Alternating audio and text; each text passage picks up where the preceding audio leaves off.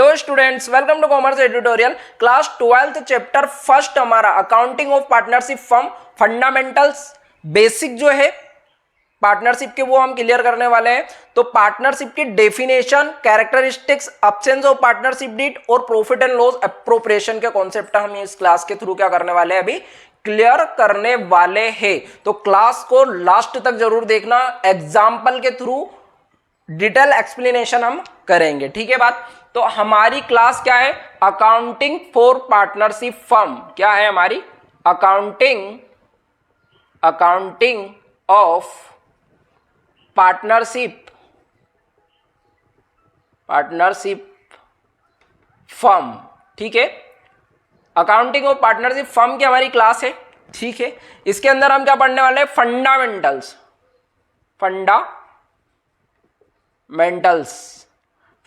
मतलब बेसिक जो है हम वो क्या करने वाले हैं, क्लियर करने वाले हैं हमारे पार्टनरशिप के। तो देखो क्या है, अब हम इसकी डेफिनेशन लिखेंगे, डेफिनेशन को लिखकर उसको हम क्या एग्जाम्पल के थ्रू समझेंगे। तो समझना, अब आपने ये डेफिनेशन 11th में भी बीएस में पढ़ी होगी। इंडियन पार्टनरशिप एक्ट, बताओ क्या है सर, 1932, और इसका सेक्शन सर सेक्शन है 4, ठीक है। तो ये क्या बोलता है, ये बोलता है कि partnership is the relation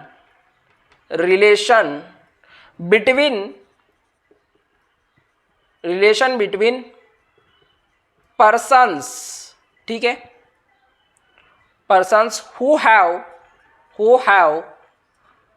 agreed। देखो पार्टनरशिप क्या है, रिलेशनशिप है लोगों के बीच में, पर्सन के बीच में, जो agreed to share profit, to share the profit of a business carried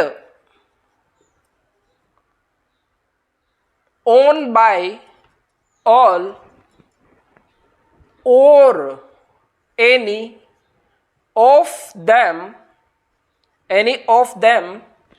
acting for all। Sir क्या मतलब, अब हम इस चीज को समझने जा रहे हैं। देखो हम सोल प्रोप्राइटर की बात करें तो वो जो अकेला बंदा था, ठीक है, वो क्या करता था अकाउंट्स के अंदर, सर वो अकेला ही मैनेजमेंट करता था, कैपिटल भी खुद ही लगाएगा, ठीक है, अकाउंटिंग का सारा काम भी वो करेगा क्योंकि सोल ओनर है, ठीक है, अकेला व्यक्ति है। तो इसको बिजनेस को बड़ा करने का मन है, ये बिजनेस बड़ा करना चाहता है। तो बताओ मुझे, इसको मोर कैपिटल की जरूरत लगेगी, हाँ, तो क्या ये एक और बंदे को अपने साथ मिला सकता है कैपिटल के लिए? बिल्कुल मिला सकता है। इसको मैनेजमेंट की जरूरत है तो क्या मिला सकता है ये बंदे को? बिल्कुल सर, कर सकता है ना, ठीक है। तो देखो मान लो ये 3 व्यक्ति हो गए, तो ये 3 व्यक्ति मिलकर बिजनेस को करेंगे, है ना। तो देखो क्या बोलते हैं हमारी डेफिनेशन कि partnership is the relation, partnership क्या है, रिलेशन है, बिटवीन पर्सन, किनके बीच में, इन लोगों के बीच में, इन पर्सन के बीच में, हु हैव एग्रीड, ये तीनों तैयार है किस चीज के लिए, प्रॉफिट को शेयर करने के लिए, बिजनेस में जो भी प्रॉफिट कमाएंगे उसको आपस में बांटने के लिए ये तैयार है। कैरिड ऑन बाय ऑल, ये तीनों मिलकर चलाएंगे, ठीक है। कैरिड बाय ऑल मतलब क्या कि मैनेजमेंट में ये तीनों हिस्सा ले सकते, तीनों चला सकते, और एनी ऑफ देम, इनमें से कोई एक व्यक्ति, मान लो कि इस बंदे ने बोल दिया कि यार मैं तो बहुत बिजी इंसान हूं, इसने बोल दिया कि मैं तो बहुत बिजी हूं ऑलरेडी, मैं बिजनेस के अंदर सिर्फ कैपिटल कंट्रीब्यूट कर सकता हूं पर मैनेजमेंट में हिस्सा नहीं ले सकता हूं। तो क्या ये इसके बिहाफ पर कोई और काम कर सकता है? मान लो ये दोनों नहीं करना चाहते और ये अकेला करेगा, ऐसा हो सकता है क्या? तो बिल्कुल हो सकता है ना।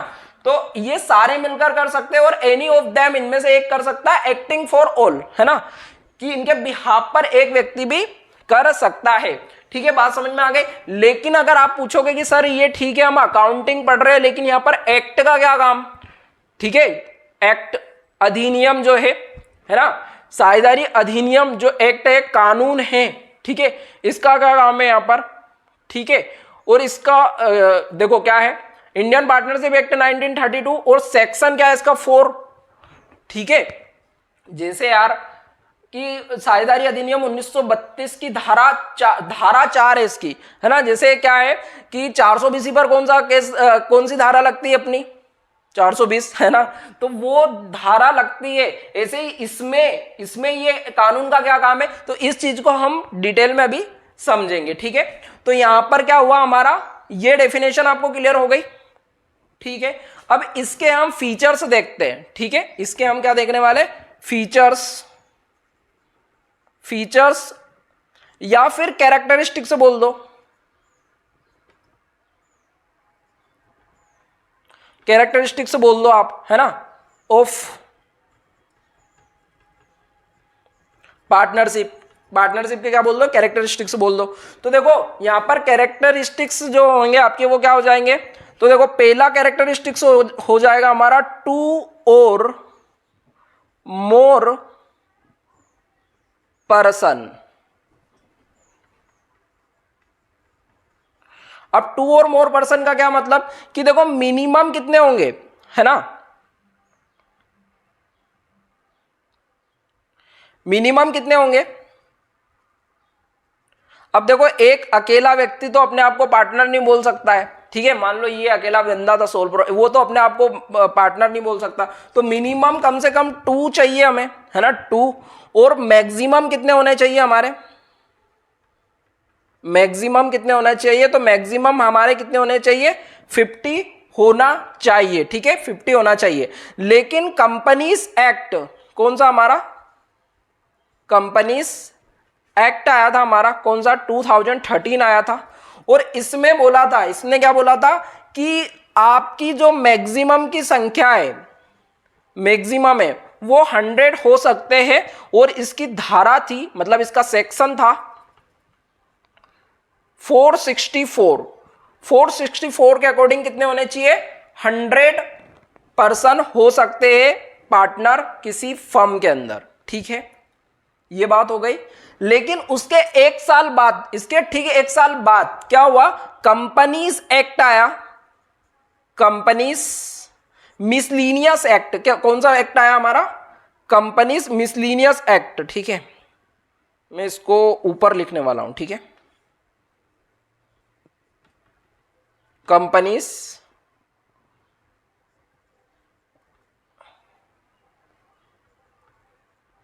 मिसलीनियस एक्ट, मिसलीनियस एक्ट आया था हमारा, ठीक है। ये क्या था 2014, ठीक है। इसने क्या बोला कि भैया मैक्सिमम की संख्या 50 ही रहने दो, ठीक है, कितनी होनी चाहिए हमारी, 50 ही होनी चाहिए। तो नॉर्मली हमसे पूछे कि बताओ पार्टनरशिप में कितनी संख्या होती है, तो कितनी होती है, 50 पार्टनर्स हो सकते हैं, ठीक है, मैक्सिमम कितने हो सकते हैं, 50 हो सकते हैं। और अगर पूछ दे कि कंपनी एक्ट 2013, ठीक है, जो कंपनी एक्ट था आपका कौन सा 2013 था, उसके अकॉर्डिंग मैक्सिमम कितने होंगे, तो 100 होंगे उसके अकॉर्डिंग, ठीक है। और नॉर्मली पूछे तो आपको क्या बताना है, 50 बताना है। समझ में आई बात। अब देखो ये हमारा फर्स्ट कैरेक्टरिस्टिक्स हो गया। सेकेंड है शेयर प्रॉफिट। बताओ शेयर प्रॉफिट करना जरूरी की है या नहीं है, बिल्कुल सर, शेयरिंग प्रॉफिट जरूरी है हमारा, है ना। तो इस चीज को हम लिखने वाले हैं। तो फर्स्ट ये समझ गए ना आप, फर्स्ट कैरेक्टरिस्टिक्स समझ गए आप। सेकेंड कैरेक्टरिस्टिक्स हम देखने जा रहे हैं।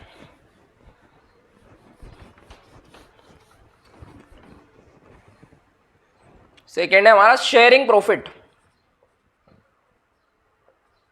Sharing profit. अब देखो शेयरिंग प्रॉफिट का मतलब क्या कि देखो शेयरिंग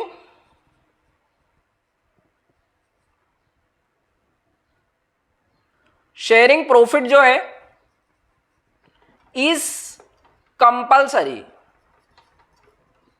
शेयरिंग प्रॉफिट कैसा है हमारा, कंपलसरी है, इसको देना ही पड़ेगा, प्रॉफिट को तो बांटना ही पड़ेगा। क्या लॉस भी बांटोगे क्या, तो लॉस जो है आपका sharing of loss sharing of losses is not compulsory, is not compulsory. मतलब ये कि मान लो ये बंदा जो है हमारा एक पार्टनर है, इसने बोल दिया कि मैं लॉस नहीं ले सकता यार, ठीक है, मैं लॉस को नहीं लूंगा, मैं सिर्फ प्रॉफिट में ही हिस्सा लूंगा। प्रॉफिट तो कंपलसरी है भैया, ये लॉस लेने के लिए तैयार नहीं है। तो ऐसा हो सकता है कि ये लॉस नहीं ले, है ना, लेकिन वो डीड होनी चाहिए उसके लिए पहले। समझ में आ गई आपको ये बात। अगला है हमारा थर्ड वाला पॉइंट है mutual agency. Sir mutual agency का मतलब क्या है कि म्यूचुअल एजेंसी मतलब क्या बताए कि इसके अंदर प्रिंसिपल और एजेंट का संबंध होगा। मुझे एक बात बताओ, कोई हमारा फर्म है, फर्म के एजेंट कौन होंगे? पार्टनर्स होंगे, ठीक है, तो क्योंकि फर्म के बिहाफ पर काम करेंगे वो, ठीक है। मान लो हमारा एक इसमें से ये पार्टनर था हमारा, ठीक है, ये गया विदेश, ठीक है, ये विदेश गया किसी, तो इसने कोई डील साइन करके आ गया विदेश से, किसकी? बिजनेस की, ठीक है, कॉन्ट्रैक्ट करके आ गया। तो क्या पूरे बिजनेस को सभी पार्टनर को मानना पड़ेगा?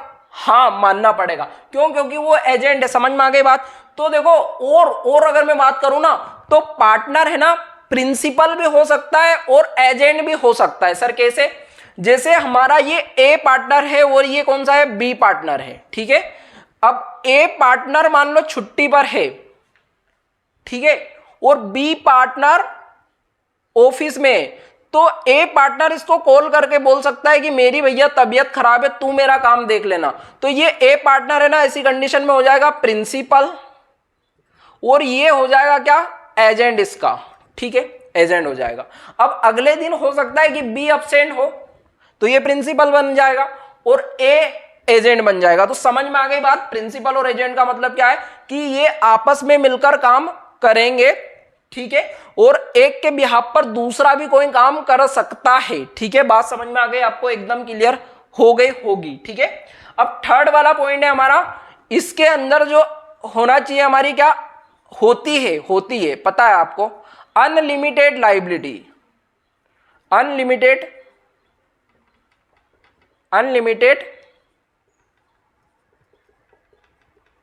लाइबिलिटी।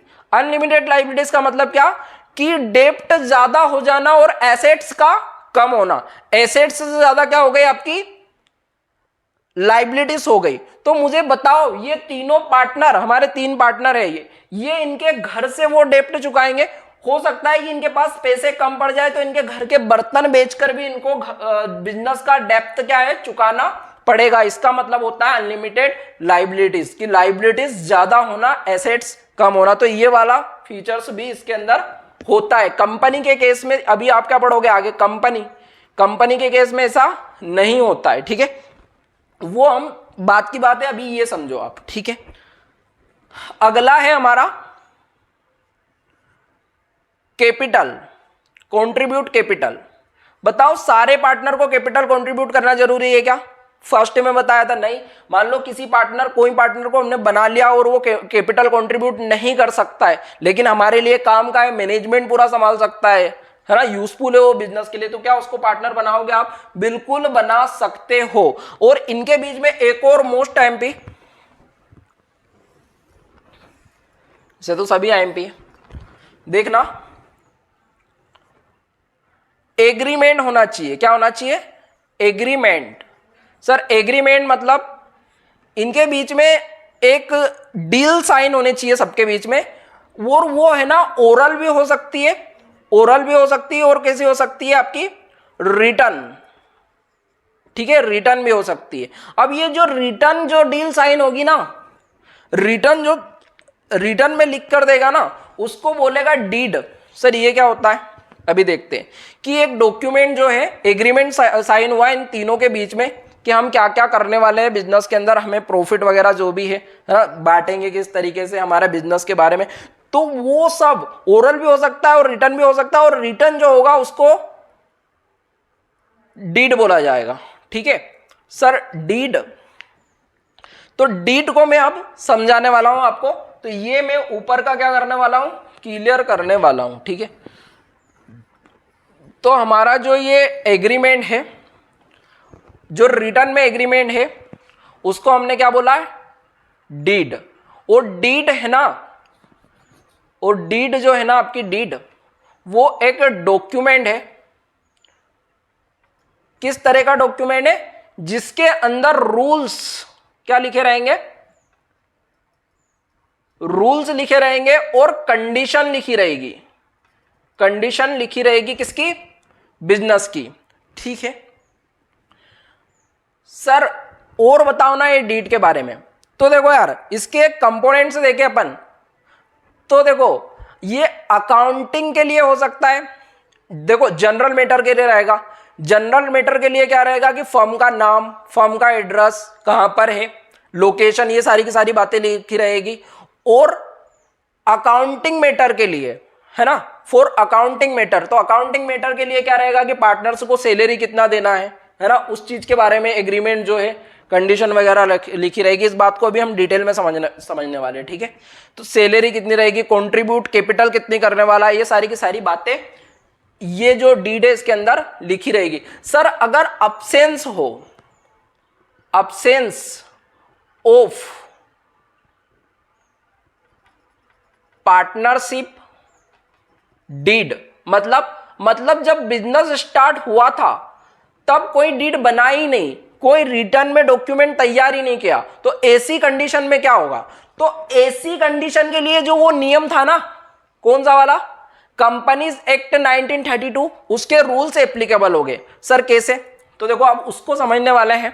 ठीक है, और उसको समझने के बाद हमारे प्रॉफिट एंड लॉस एप्रोप्रिएशन पर सीधे आएंगे हम। ठीक है, तो देखो इसके अंदर अब्सेंस ऑफ पार्टनरशिप डीड है, और अब्सेंस ऑफ पार्टनरशिप डीड है, और क्या बोले पता है, अगर कोई पार्टनर बोल रहा है, मान लो ए बोल रहा है कि एक काम करते हैं यार, हम इंटरेस्ट ऑन कैपिटल, यानी कि हमने जो कैपिटल कंट्रीब्यूट करी है ना, मान लो इसने ज्यादा करी है, तो उसके ऊपर हमें क्या ले ले, उसके ऊपर हम क्या ले ले, इंटरेस्ट ले ले, उसके ऊपर ब्याज ले ले। ठीक है, इंटरेस्ट ऑन कैपिटल। तो ऐसी कंडीशन में क्या हो सकता है, ए बोल रहा है, बी और सी मना कर सकते हैं कि नहीं ऐसा नहीं करेंगे, और अगर ये नहीं मानता है फिर भी ए, तो ये कोर्ट ऑफ लॉ में जा सकते हैं और जज क्या बोलेगा कि क्या तुम्हारे पास एग्रीमेंट है, एग्रीमेंट है, तो ए क्या बोलेगा, सर जज साहब एग्रीमेंट तो नहीं है। तो फिर पार्टनरशिप एक्ट जो है हमारा है ना 1932, क्या बोलेगा जज कि according to partnership act 1932 no interest on capital.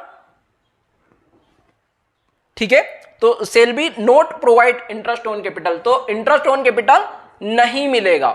दूसरा समझना, पार्टनर्स सैलरी, मान लो ये जो बी है ना, ये बोल रहा है कि मुझे सैलरी चाहिए,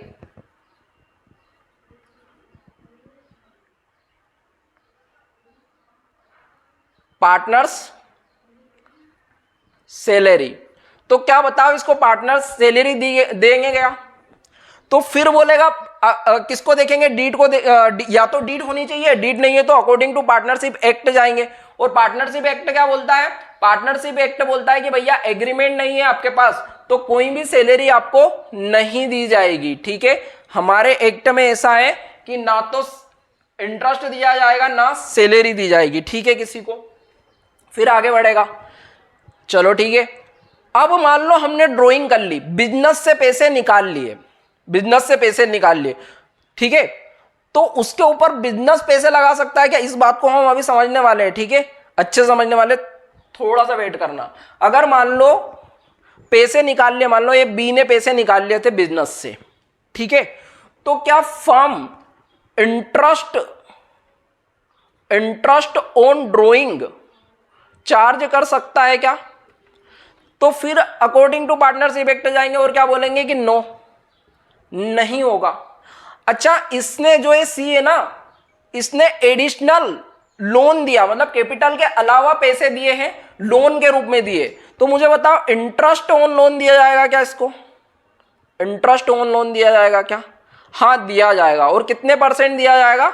6% पर एनम। मान लो ये 10% पर एनम मांग रहा है तो किसको दिया जाएगा, क्या नहीं दिया जाएगा। और ये दोनों बोल रहे हैं कि 4% ही दे इसको हम, तो ऐसा होगा क्या, नहीं होगा। हम पार्टनरशिप एक्ट के अकॉर्डिंग देखेंगे और इसको कितना देंगे, 6% पर एनम देंगे। ठीक है, बात एकदम क्लियर हो गई। इंटरेस्ट ऑन कैपिटल पर नहीं दिया जाता, इंटरेस्ट ऑन ड्राइंग पर नहीं दिया जाता, लेकिन लोन है तो दिया जाएगा, वो भी कितना, 6% पर एनम दिया जाएगा। बात क्लियर हो गई। पार्टनर्स प्रॉफिट,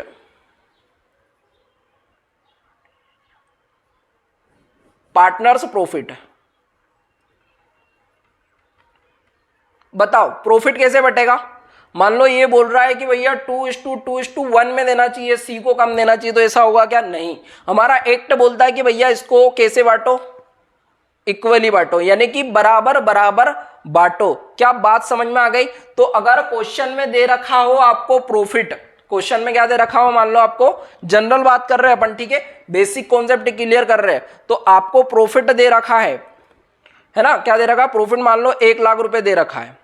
इसमें से हम इंटरेस्ट ऑन कैपिटल वगैरह कुछ देंगे क्या, नहीं देंगे। मान लो ये 10% मांग रहा था, ये 5% मांग रहा था, ये 2% इंटरेस्ट ऑन ड्राइंग फर्म बोल रहा था कि मुझे 5%, तो ये सब देंगे क्या, नहीं देंगे। हम सिर्फ क्या देंगे, 6% इसमें से लोन दे देंगे, ठीक है, और बाकी का इक्वली बांट देंगे। तो ये इक्वली बांटने के लिए है ना, जो प्रॉफिट को इक्वली बांटोगे ना आप, इसके लिए बनाते हैं हम profit and loss appropriation. Appropriation का मतलब होता है बांटना। सर क्या, देखो समझो, हमारा सोल प्रोप्राइटर था, सोल बिजनेस था, मतलब हम प्रॉफिट एंड लॉस अकाउंट बनाते थे, लास्ट ईयर बनाते थे, ठीक है। इस बार भी हम profit and loss appropriation profit and loss account बनाएंगे, ठीक है। इस चीज को समझेंगे हम अभी अगली क्लास में। आज तो हम प्रॉफिट एंड लॉस एप्रोप्रिएशन ही समझने वाले हैं, ये मैंने आपको बताया था, ठीक है बात। तो इसके अंदर क्या होता है, आपका प्रॉफिट एंड लॉस अकाउंट के अंदर जो नेट प्रॉफिट था, ये तो अकेला बंदा रख लेता था, ठीक है, ओनर अकेला रख लेता था। लेकिन अब यहां पर तो ओनर ज्यादा है, तो इनके बीच में क्या होगा, डिस्ट्रीब्यूट होगा, बटेगा।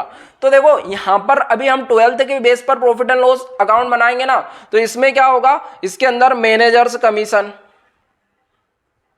मैनेजर्स कमीशन जो है, ठीक है, रेंट,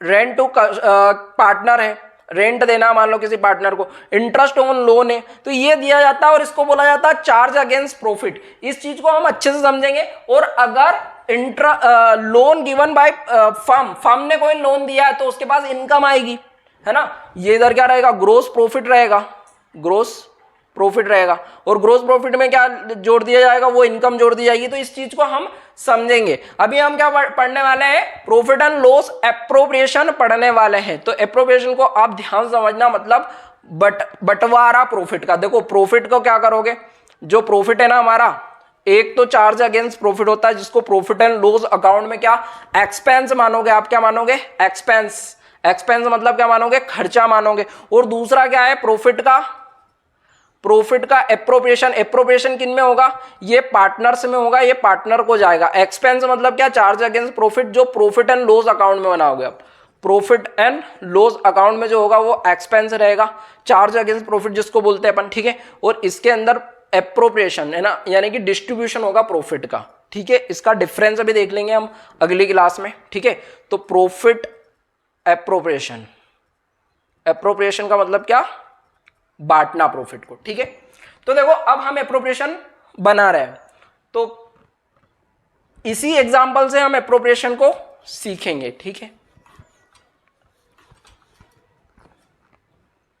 तो यहां पर मेरा प्रॉफिट एंड लॉस एप्रोप्रिएशन मान लो मैं बनाने वाला हूं। ये है मेरा क्या, प्रॉफिट एंड लॉस एप्रोप्रिएशन। क्या है, प्रॉफिट, सर कलर चेंज करो इसको, ठीक है। देखो profit and loss appropriation. Appropriation मतलब क्या, डिस्ट्रीब्यूशन। और किसको डिस्ट्रीब्यूशन होगा, प्रॉफिट का पार्टनर्स के अंदर होगा। तो ये सर पार्टनर के लिए बनाया जाएगा, हाँ। लेकिन यहां पर एक चीज समझने की जरूरत है आपको, ठीक है। इसको समझने से पहले क्या समझने की जरूरत है कि देखो यार, सेपरेट हमने एक पढ़ा है, सेपरेट लीगल एंटिटी और एक होता है separate accounting entity, separate accounting entity, accounting entity, separate legal entity और सेपरेट अकाउंटिंग एंटिटी। अब सेपरेट अकाउंटिंग एंटिटी का मतलब क्या है और सेपरेट लीगल एंटिटी का मतलब क्या है? तो सेपरेट लीगल एंटिटी का मतलब ये है कि बिजनेस के जो मालिक है, ठीक है, क्या वो बिजनेस से अलग है क्या? बिजनेस के मालिक बिजनेस से अलग है, ये पार्टनर से अलग है क्या? मतलब ये कि मान लो इनने कुछ फ्रॉड वगैरह करा, अब इनके लिए कौन आएगा? सर सीबीआई, पुलिस आएगी, है ना। तो पुलिस आई तो बताओ इनको पकड़ेगी कि इनको, पार्टनर्स को। तो पार्टनर से ये बोल सकते हैं क्या कि बिजनेस अलग है और हम अलग है? नहीं, ऐसा वो नहीं बोल सकते। क्यों? क्योंकि सेपरेट लीगल एंटिटी नहीं है ये। नो, ये नहीं है, सेपरेट लीगल एंटिटी नहीं है। सेपरेट अकाउंटिंग एंटिटी जरूर है, ठीक है। ये क्या है? Yes, separate accounting entity. मतलब सर, मतलब ये कि जब ये प्रॉफिट का डिस्ट्रीब्यूट करेंगे ना, तो ये जो प्रॉफिट एंड लॉस एप्रोप्रिएशन बना रहे हो आप, तो ये profit and loss appropriation account है ना, ये फर्म बोलेगा कि देखो आप लोगों को मैं दे रहा हूं, क्या दे रहा हूं? प्रॉफिट का हिस्सा दे रहा हूं, तो मेरे पास से पैसे जा रहे हैं। तो ये फर्म और फर्म के मालिक अकाउंटिंग एंटिटी में अलग हो जाएंगे, अकाउंटिंग करेंगे तब अलग हो जाएंगे। देखो अभी इस चीज को हम समझ रहे हैं, समझना जरा ध्यान से। तो देखना आप, जैसे यार आपको नॉमिनल अकाउंट का रूल पता है क्या? याद है? बहुत अच्छी बात है। नहीं याद है तो फिर ये देखो, इधर लिखते हैं अपन फायदा, ठीक है, और इधर लिखते हैं हम क्या? नुकसान, ठीक है। जो भी नुकसान होने वाला है वो इधर लिखेंगे और फायदा होने वाला है वो इधर लिखेंगे। अब ये पूरा अकाउंट है ना, profit and loss appropriation account, हम किसको देखकर बना रहे हैं? फर्म के पॉइंट ऑफ व्यू से बना रहे हैं। तो अब मुझे बताना आप कि फर्म ने प्रॉफिट कमाया, क्या करा? फर्म ने प्रॉफिट कमाया, तो फर्म का क्या हुआ? फायदा हुआ। अब देखो ये प्रॉफिट कहां से आएगा? तो बाय करके क्या हमारा प्रॉफिट एंड लॉस अकाउंट से आया हमारा, प्रॉफिट एंड लॉस अकाउंट बनाया था हमने उससे, है ना। प्रॉफिट एंड लॉस अकाउंट से आएगा, क्या आएगा? नेट प्रॉफिट आएगा। क्या आएगा? नेट प्रॉफिट आएगा हमारा, ठीक है। अब देखो जो भी प्रॉफिट हुआ हमारा उसको लिख देंगे हम, और नेट लॉस हुआ तो किधर लिख दोगे आप? सर नेट लॉस हुआ, प्रॉफिट एंड लॉस अकाउंट से आया है, तो नेट लॉस जो है आप डेबिट साइड लिख दोगे, नेट प्रॉफिट जो है वो डेबिट साइड लिख दोगे। बात समझ में आ गई आपको? क्या करना है अब आप समझना। मान लो ये इंटरेस्ट ऑन कैपिटल, अभी तो यहां पर डीड नहीं है, मान लो है डीड, ये ऑप्शन से हटा दो। यहां पर क्या है? पार्टनरशिप डीड है, इन तीनों ने मिलकर बनाई थी डीड। नहीं है तो सिर्फ इंटरेस्ट ऑन लोन देना है। और अगर है तो क्या करना है? पार्टनरशिप डीड के रूल से एप्लीकेबल हो जाएंगे। तो देखो इंटरेस्ट ऑन कैपिटल मान लो 10% दे रहे हैं, जो भी इनकी कैपिटल है उसके ऊपर 10% लग जाएगा। तो बताओ ये फर्म का फायदा होगा कि नुकसान होगा? बताओ ये फर्म के पास से पार्टनर के पास जाएगा क्या? हाँ सर, ये फर्म के पास से किसके पास जा रहा है? पार्टनर के पास जा रहा है। तो फर्म से पार्टनर को जा रहा है, तो फर्म का तो ये क्या है? नुकसान है। फर्म का तो क्या है? लॉस है, नुकसान है। तो फर्म कौन सा साइड लिखेगा? नुकसान साइड। और क्या लिख देगा? Interest on capital, interest on capital. और जो भी पार्टनर है ए बी सी डी जो भी है उनके नाम यहां पर हम क्या कर देंगे? शो कर देंगे, लिख देंगे। बात समझ में आ गई? अब अगला पार्टनर से सैलरी, पार्टनर को हमने सैलरी दी। मान लो ये जो बी है इसको सैलरी दे रहे, ये अच्छे से काम कर रहा है, कितना दे रहे? 1000 पर मंथ, 1000 पर मंथ दे रहे हैं, ठीक है, ठीक है, पर मंथ दे रहे हैं। तो बताओ मुझे ये किनके पास जाएगी? फर्म से किसके पास जा रही है? पार्टनर के पास जा रही है। तो अगेन फर्म का क्या है? लॉस है। तो लॉस है, तो नुकसान है, तो फर्म क्या बोलेगा कि मेरे पास से पैसे गए, तो मैं क्या लिख रहा हूं? मैं लिख रहा हूं पार्टनर्स सैलरी नुकसान में, ठीक है, नर्स सैलरी। ऐसा क्यों करा है समझ में आ गया? अब बस इतना ध्यान रखना कि जब ये जो इंटरेस्ट ऑन कैपिटल है, पार्टनर्स सैलरी है ना, ये फर्म के पास से जा रहा है तो नुकसान है, फर्म के पास पैसे आ रहे हैं तो फायदा है। अब मुझे बताना अब मुझे आप बताइएगा, इस बार क्या हुआ, इंटरेस्ट ऑन ड्रॉइंग लगाया। इंटरेस्ट ऑन ड्रॉइंग मतलब क्या, कि फर्म से पैसे निकाले थे। क्या करे थे, फर्म से पैसे निकाले थे। अब फर्म से पैसे निकाले थे तो इंटरेस्ट ऑन ड्रॉइंग मान लो बोला कि जो भी पार्टनर निकालेगा उसके ऊपर 10% पर एनम के हिसाब से क्या लगेगा, इंटरेस्ट लगेगा। ठीक है, किसके ऊपर, ड्रॉइंग के ऊपर। तो क्या बताओ, अब फर्म के पास पैसे आ रहे हैं पार्टनर से। हाँ, अगर ऐसा ना करे तो सारे पार्टनर पैसे निकाल ले। तो ऐसा किया जाए, अगर पार्टनर कहां से पैसे निकाल ले, बिजनेस से निकाल ले, तो फर्म क्या कर रहा है, पर एनम क्या कर रहा है, इंटरेस्ट चार्ज कर रहा है ड्रॉइंग के ऊपर। तो क्या फायदा हो रहा है बिजनेस का, हो रहा है ना फायदा। तो फायदा हो रहा तो कौन सी side, sir credit side, by side. तो क्या लिख दोगे, बाय इंटरेस्ट ऑन ड्रॉइंग। बात समझ में आ गई, इंटरेस्ट ऑन ड्रॉइंग लिख दोगे आप क्या, ए बी सी, जो भी पार्टनर है, ठीक है, जिनसे लेना है, मान लो जिनने भी लोन लिया था, ड्रॉइंग करी थी। अब एक चीज और समझना, इंटरेस्ट ऑन ड्रॉइंग है ना, ड्रॉइंग परमानेंट नेचर की होगी क्या, नहीं सर, वो तो कैपिटल का विड्रॉ हो जाएगा। ड्रॉइंग क्या होती है हमारी, जो ड्रॉइंग कर रहे हो वो कैसी रहती है, परमानेंटली नहीं रहती है, टेम्परेरी रहती है। कैसी रहती है हमारी ड्रॉइंग, टेम्परेरी रहती है। बात समझ में आ गई ना, टेम्परेरी नेचर की ड्राइंग होती है, परमानेंट नेचर, परमानेंटली निकाला तो फिर कैपिटल हो जाएगी। तो क्वेश्चन में लिखा होगा कि परमानेंटली विड्रॉ, परमानेंटली विड्रॉ मतलब क्या, कि इसने कैपिटल ही निकाल ली है, पार्टनर ही गया बिजनेस से। बात समझ में आ गई आपको।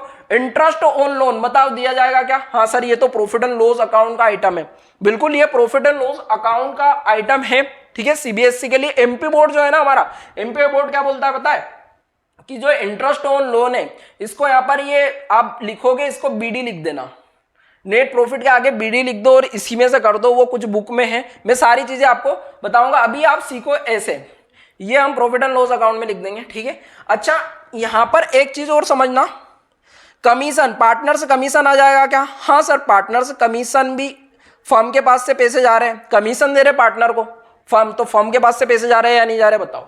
ये हमने यहां लिखा कमीशन, और कमीशन के पैसे कौन दे रहा है, ये हमारा फर्म है ना, ये दे रहा है किसको, पार्टनर को। तो पार्टनर का क्या हो रहा, फर्म का क्या हो रहा, लॉस हो रहा है, तो फिर ये डेबिट साइड आ जाएगा। अच्छा, अगर इसमें से रिजर्व क्रेडिट करा, रिजर्व क्रेडिट करा मतलब क्या पता है, कि ये जो प्रॉफिट था हमारा, इसमें से हमने रिजर्व निकाल के रख लिए, क्या ये भी पार्टनर का पैसा है, हाँ, तो क्या इसको भी हम डेबिट साइड लिखेंगे, हाँ, नुकसान है वो भी, ठीक है। बात समझ में आ गई।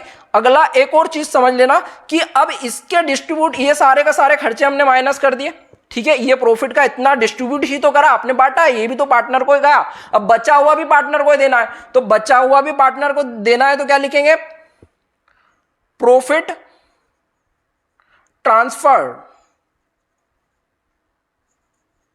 For to partners capital account, partners capital account या करेंट अकाउंट जो भी है, उसमें हम क्या कर देंगे, ट्रांसफर कर देंगे। बात समझ में आ गई क्या, कि profit and loss appropriation account को कैसे बनाया है। अब इसके प्रैक्टिस करना हमें, ठीक है, तो आपके बेसिक कुछ क्लियर हुए। आगे होने वाली क्लास में और भी हम कॉन्सेप्ट क्या करेंगे, सीखेंगे, ठीक है। अगर देखो प्रॉफिट अब इक्वली भी बढ़ सकता है अगर डीट में नहीं है कुछ तो, और अगर डीट लिखी हुई है और मान लो 2:1 है तो 2:1 भी बढ़ जाएगा, है ना, इसको 2 इससे और इसको 1 मिल जाएगा। तो ये सारी की सारी चीजें हम क्या करने वाले हैं, अब आगे की क्लास में हम प्रैक्टिकल वगैरह और थ्योरेटिकल जो भी है वो हम सब कवर करेंगे। आप इस वीडियो को शेयर जरूर कीजिएगा अपने दोस्तों के साथ, ठीक है, आपके फ्रेंड के साथ, रिलेटिव के साथ। Okay, thank you.